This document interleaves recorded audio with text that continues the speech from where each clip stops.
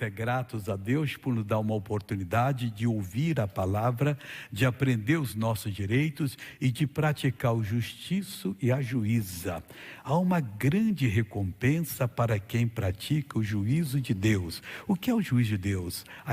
Aquelas declarações que Ele dá na palavra que já está realizada as obras em nosso favor. Por exemplo, a cura divina é uma coisa líquida e certa, mas nós ficamos tão longe de Deus que quando a doença nos persegue, a gente ora com aquela fé assim, meio água com açúcar, meio mole, e não conseguimos a cura daquele mal, a libertação, e passamos, sofremos. Não deveria ser assim. O salmista que escreveu o Salmo 119 falou no versículo 121 o seguinte, pega essa palavra para você, e você poderá amanhã falar a mesma coisa. O que ele fez, missionário? Ele fez e declarou o seguinte: fiz juízo e justiça.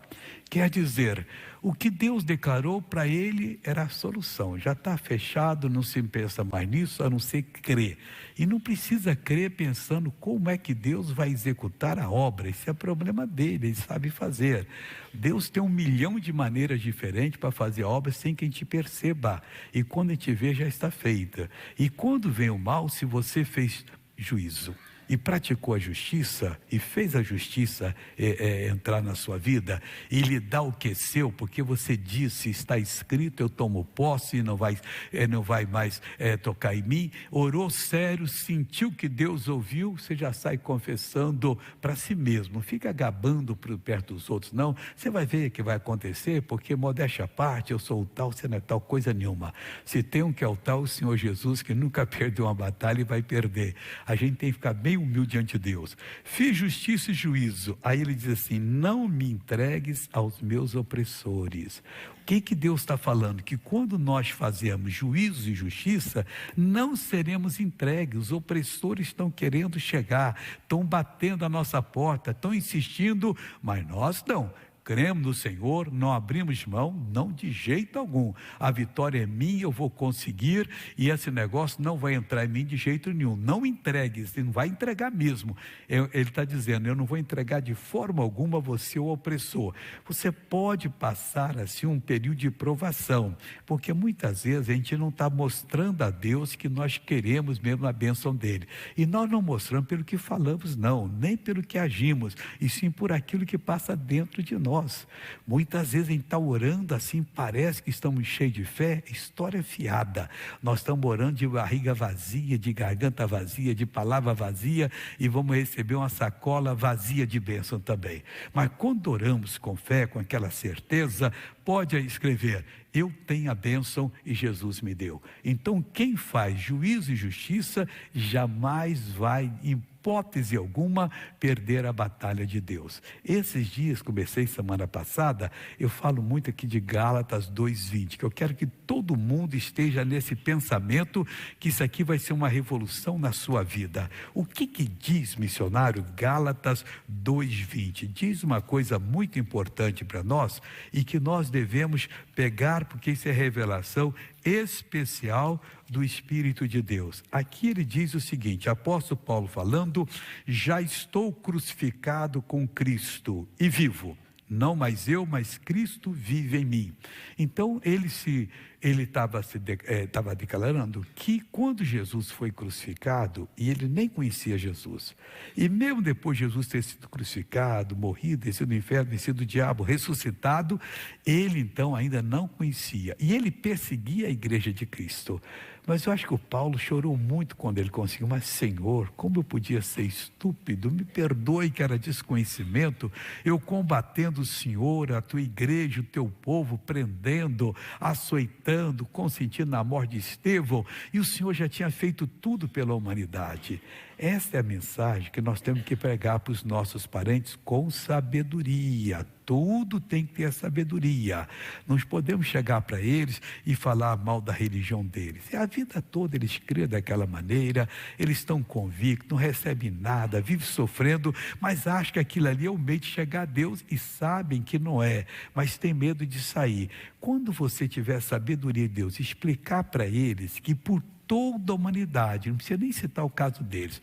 Pode ser o bandido, mais bandido, o país que tem mais bandidos, entender a palavra de Deus, ele deixa de ser bandido na hora. Porque se Jesus já levou os pecados dele, as transgressões e iniquidades, já levou as enfermidades e doenças, ele não precisa sofrer mais. O demônio não precisa mais usá-lo para ficar assaltando, roubando e fazendo coisas terríveis, e um dia perdendo até a vida, porque nem todo bandido consegue escapar. Chega o dia dele e quando vê, já não tem mais vida, está lá estirado lá. Mas você falando isso, vocês vão entender. Mas todo mundo, esse é o grande fracasso da humanidade. A hora que a pessoa entende isso e crê, ela passa da morte para a vida, ela é salva e todas as promessas começam a se cumprir na vida dessa pessoa.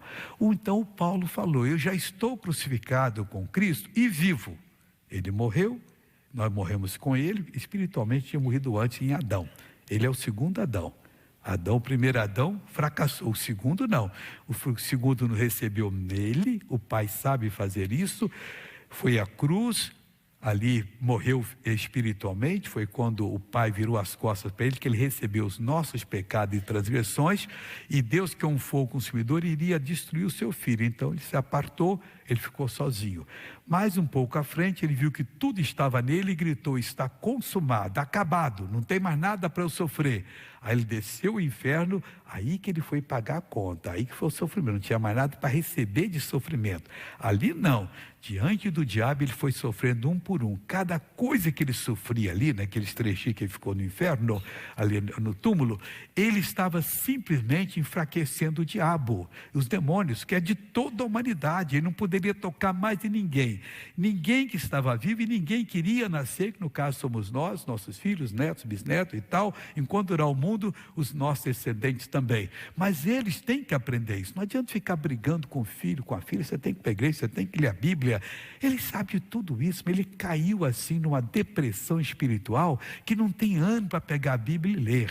Aí na hora que você com sabedoria vai mostrando, intercedendo, e amarrando o bicho e expulsando, eles abrem os olhos e começam a crer, aí vão acreditar. Jesus desce ao inferno, vai sofrendo tudo, o diabo segurou os demônios, tudo que podia, foi aí que ele venceu, não foi no vale tudo não, foi a luta de sofrimento dele. O diabo não acreditava, e quando o último sofrimento foi acabado, ele tomou a chave do diabo, que já não tinha mais o poder sobre nós, a chave da morte e do inferno. Aí o Espírito Santo desceu lá no inferno e vivificou a Jesus e também a nós.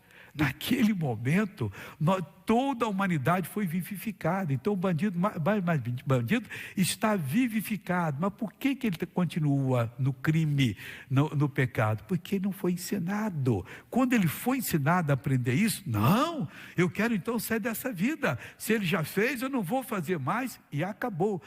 No mesmo momento que ele aceita, reconhece, aceita Jesus como Salvador, a vida espiritual volta para ele, ele é ligado a Deus, aí acabou, meu irmão. Nunca mais o inimigo vai vencê-lo. Ele torna-se verdadeiramente numa grande bênção. Isso é que nós temos que ensinar para todo mundo. E o que ocorreu? Aí, agora ele estava vivificado. Vida de novo. O Espírito Santo então estava ali, ele poderoso, e o que ele fez? Ele ressuscitou, e nós ressuscitamos com ele. Na hora que aceitamos ele, todo esse processo passa como se fôssemos nós na cruz, nós na batalha, e nós ressuscitados. Aí ele se assentou à direita de Deus Pai Todo-Poderoso, e sabe de uma coisa? O Pai já nos assentou nele. O missionário, onde está escrito isso? Efésios capítulo 2, versículo 6. Aqui nós estamos em Gálatas, é 3 folhas para frente, na minha Bíblia é 3. O versículo 6 diz assim, o 5, para você entender. Estando nós ainda mortos em nossas ofensas, estávamos, nos vivificou juntamente com Cristo, pela graça sois salvos. Deu a graça que salva. Aceitamos Jesus, no mesmo instante fomos vivificados, verdadeiramente, aconteceu. E nos ressuscitou juntamente com Ele, e nos fez assentar nos lugares celestiais em Cristo Jesus. Já estamos assentados lá. E por que Ele fez isso? Para mostrar, versículo 7 de Efésios 2.